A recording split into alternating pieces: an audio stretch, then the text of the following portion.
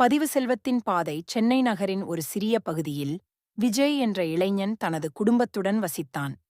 அவருடைய பெற்றோர் நடுத்தர வர்க்கத்தை சேர்ந்தவர்கள், வாழ்க்கையை எளிமையாக நடத்திக் கொண்டிருந்தார்கள்.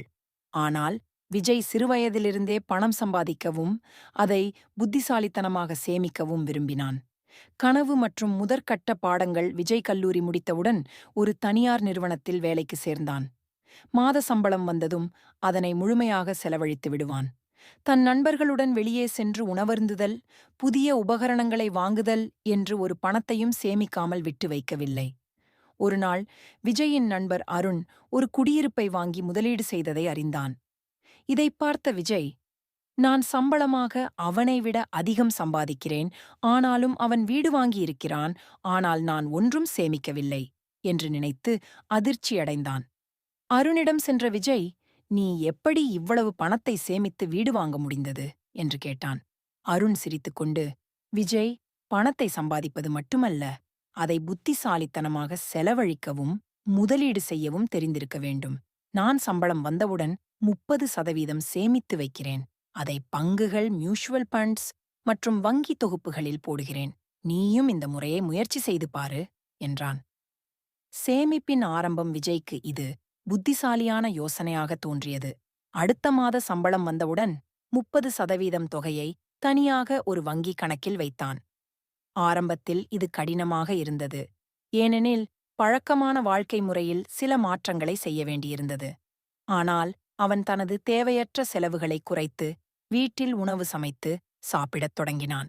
கொஞ்சம் நாட்கள் கழித்து அவன் ஒரு சிறிய முதலீடு செய்யத் தொடங்கினான்.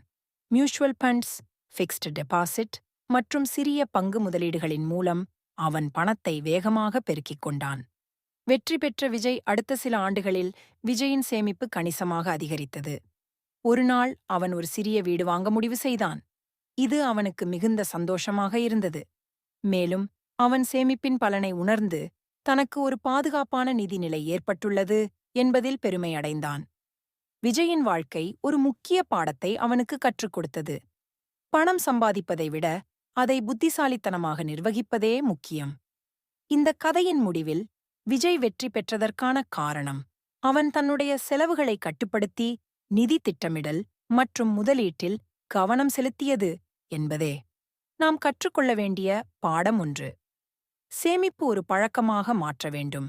சிறிய தொகையிலிருந்தே தொடங்குங்கள். இரண்டாம் முதலீடு செய்வதை கற்றுக்கொள்ளுங்கள். பணம் சேமிக்க மட்டுமில்லை, அதை வளர்க்கவும் தெரிய வேண்டும். மூன்றாவது, தேவையற்ற செலவுகளை குறைத்துக் கொள்ளுங்கள். வாழ்க்கையின் சிறப்பு அனுபவங்களை மட்டும் செலவழிக்குங்கள். நான்காவது, நீண்டகால திட்டமிடல் செய்யுங்கள்.